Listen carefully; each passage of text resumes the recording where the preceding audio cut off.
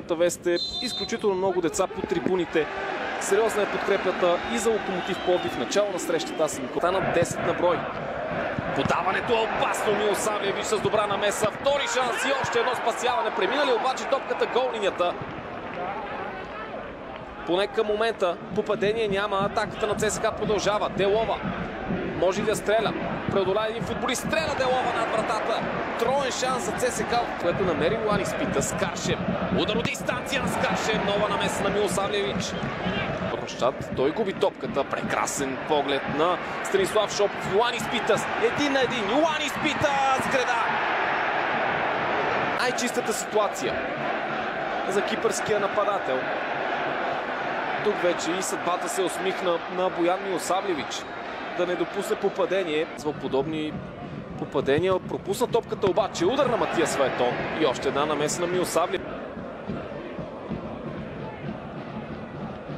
Пътя на опонента без топка със сигурност ще изразходва много енергия за Локомотив. Сега Йоани Спитас отбелязва попадение, което дълго време да радва червената общност. Един на...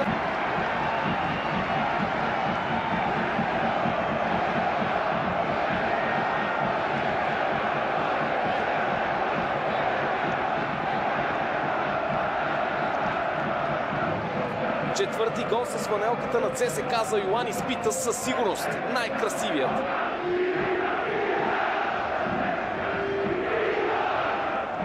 Джейсън Окило с асистенцията. Йоани Спитас успя да намери най-точната зона, в която да бъде необезпокояван, но за да пробва нещо подобно се нуждае от огромно сърце. Падението дойде късно, сега обаче Локомотив може да отговори. Шанс за Жулян Лами, спасяване на Лопулхов.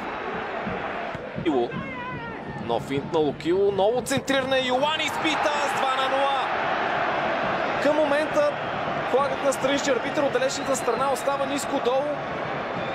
А това значи второ попадение за Илиев. Подаване на Димитър Илиев. Ще се стигне до попадение, но се стига и до маркиране на засада. Още в реално време се видя